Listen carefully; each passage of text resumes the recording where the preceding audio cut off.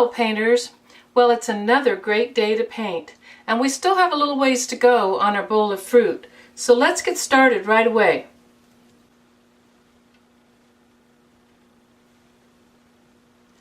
Well, the bowl is not the most exciting part of this painting, but we do have to have a container for the fruit, and we really need to get that bowl painted in there before we can finish up some of these other things. It's going to be a lot easier to have the bowl there when we get ready to paint the leaves, and I'm excited to paint this bird nest, but the leaves have to be put in there before the bird nest, and of course this bowl has to go on there before the leaves. So let's go ahead and we'll take just a few minutes to paint this bowl.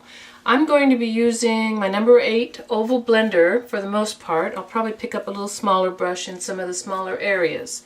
I would like to use raw sienna and brown earth and warm white and maybe just a tiny little bit of yellow oxide, but not too much because we really don't want to make the bowl very bright. I painted this bowl kind of along the lines of the old Yellowware. I do have a very modest collection of the old Yellowware bowls. They're getting pretty expensive these days, so I don't have a whole bunch of them, but I do have a little collection. So all I'm doing now, my brush is just slightly wet. I washed it and blotted it, and it doesn't make my fingers wet when I touch it. And I'm just brushing this on. I'm starting in the lower section of the bowl. Well, I'll just work one section at a time. I want to create a fairly strong edge along the left-hand side here with my medium value of raw sienna. So I've got a nice little layer. I'm not going to worry about in here just yet because I'll get to that. I'm going to blot my brush, pick up my brown earth. The brown earth is a shadowy area that happens right where the bowl curves from being flat at the front to curving around to the back. So right here where the bowl begins to curve, we want to create a dark area. So I've just laid the brown earth on, and then I'm very gently tickling that to blend it. Now we want to have some shadow area underneath the leaves, so I'm just going to pick up my brown earth again and tuck that over here, and if I mess the leaves up, I'm not too worried because I can always come back and fix those. Right up into there. Just tap that brown earth where you want it, and then kind of dry brush it into the yellow, into the raw sienna. Remember, we're painting in layers, so this first layer is not critical. We just need to get some color on there to start with. I've moved down in size now to my number 6 oval blender, picking up my raw sienna again, and I'm going to work on this upper lip part of the bowl. This is a very shallow bowl, almost like a large pie pan. I think sometimes they call these milk pans. I haven't researched it enough to know exactly why, but if anybody knows, they can let me know. I want to put my raw sienna on here. Again, remember, we're going to do this again, so the first time doesn't have to be perfect. I am going to turn my brush so that the tip of my brush points towards my edge so that I can create a clean edge. And I'm going to tuck this over here by my grapes. Again, we didn't necessarily do this all in the perfect order, so I'll probably mess these grapes up a little bit and then come back and fix them when the bowl is finished. Brown earth again. And I'm going to put this brown earth, if you think about the bowl being curved like this brown earth follows right in line with the brown earth that's on the bottom section of the bowl. Again, I laid it in there, and now possibly blot your brush if it needs it, and then just blend that brown earth into the raw sienna. I'm going to come back with my brown earth and make sure I have a nice strong line underneath the lip. Now I'm going to pick up my number 2 round blender to work on that lowest section, which is just kind of the little lower edge, the foot of the bowl. So again, I'm going to lay my raw sienna down, and this is real simple. Just use your little round blender.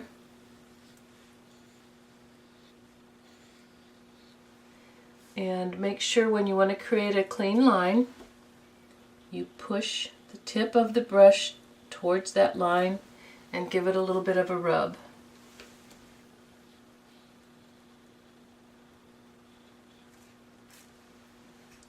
I want to push my tip right out here to create that far left detail. I'm going to blot my brush, pick up my brown earth again, and again I want to place this in line with the shading that is on the upper portion of the bowl. So we're going to tap this right in here, blot, and just gently blend it. I just realized that I didn't get the brown earth shading on the upper part of the bowl up in here, so right up here next to the leaf I want to get a little bit of brown earth. And because my raw sienna dried, I'll pick it up again and tap that in place. Tap and rub.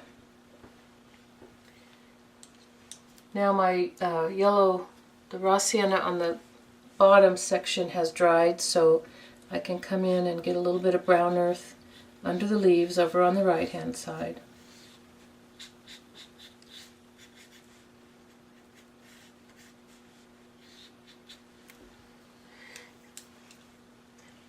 So I'm going to let that dry, and I'm going to work on the right side of the bowl. There isn't very much showing over there.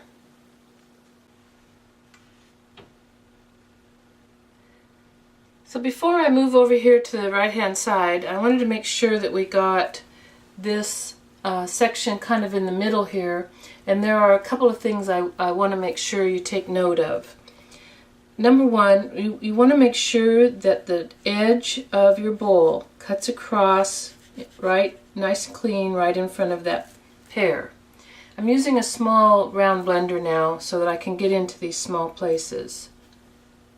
Still with raw sienna, I just want to make sure I get this colored in the right area and the right shape,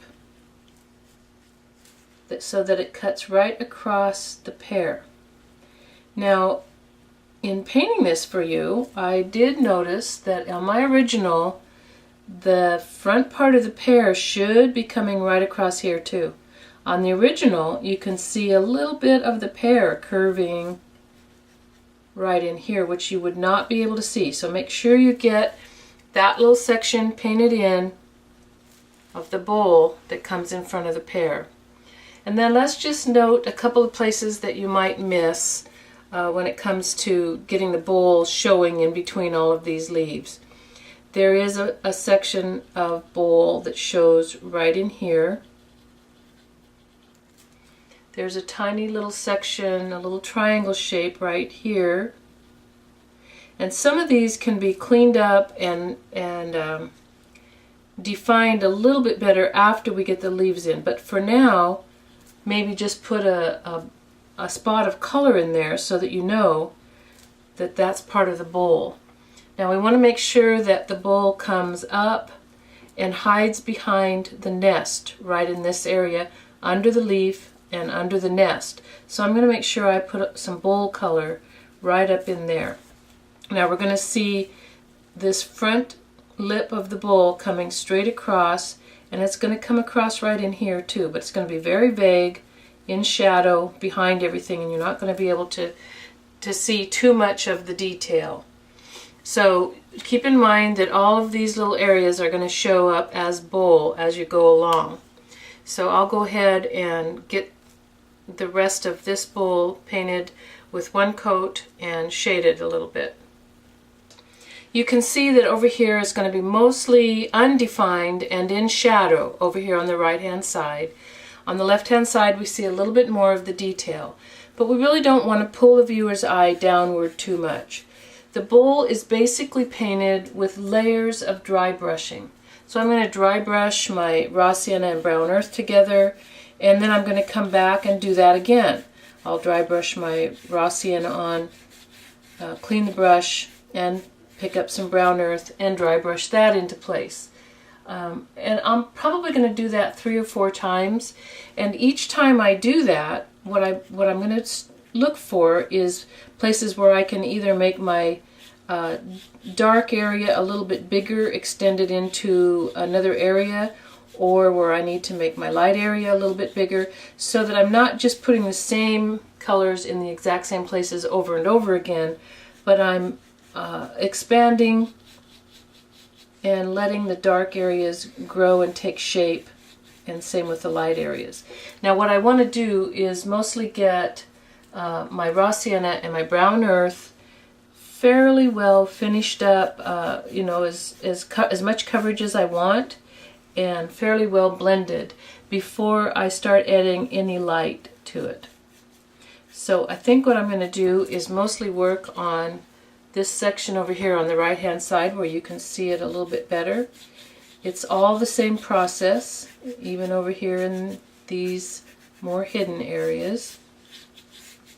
And I truly am dry brushing. Now even when you're dry brushing, you have to be careful that you don't dry brush over something that's wet, because you're going to lift color. So you want to make sure that each layer that you put on dries thoroughly before you put the next layer on. And because raw sienna and brown earth are fairly easy to work with together, it's pretty easy to get this medium and dark value onto your bowl. I did a lot of just dry brushing, and don't worry about your leaves. Don't try to paint around those leaves, because you won't get a nice smooth look to your bowl. So I've got my raw sienna and my brown earth pretty well blended together. Now I'm going to pick up my raw sienna and I'm going to add the very tiniest bit of warm white to it. Warm white is very opaque, and it changes the value of raw sienna very quickly and very easily. So start with just a little bit until you decide how light you want to go. I'm going to dry brush in this light area here. And I'm using quite a bit of pressure. I don't have much paint on my brush, and I really don't have much, really no water to speak of at all. So I'm using quite a bit of pressure to dry brush this light in place.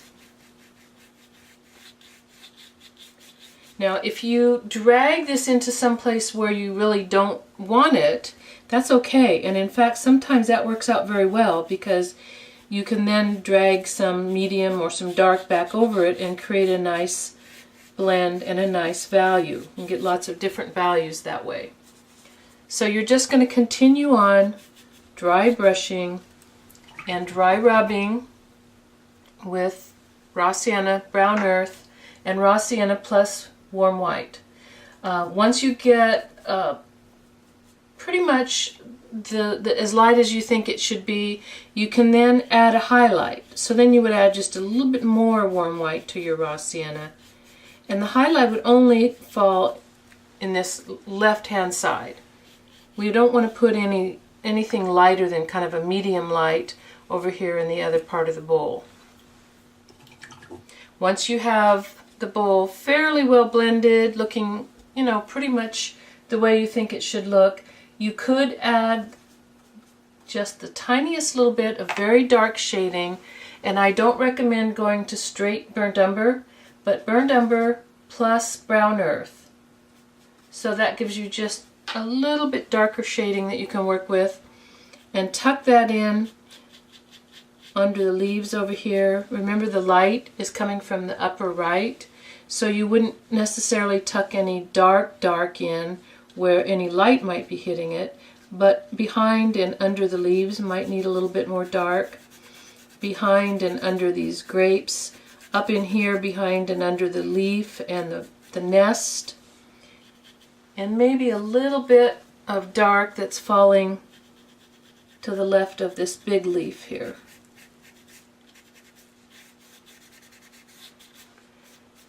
A lot more of the detail on the bowl can be done after the leaves get in, because then you'll be able to see it a little more clearly where you want to add little bits of light.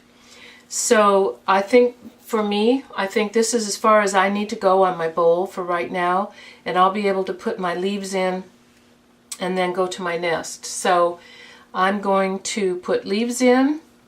And I'm going to clean up this leaf here. You notice maybe that I already cleaned up my apple from when I did the watermelon, so that's all ready to go. And I'll be ready next time to paint the nest. So have fun with your dry brushing, and I'll see you next time. Thanks for painting with me. Paint happy!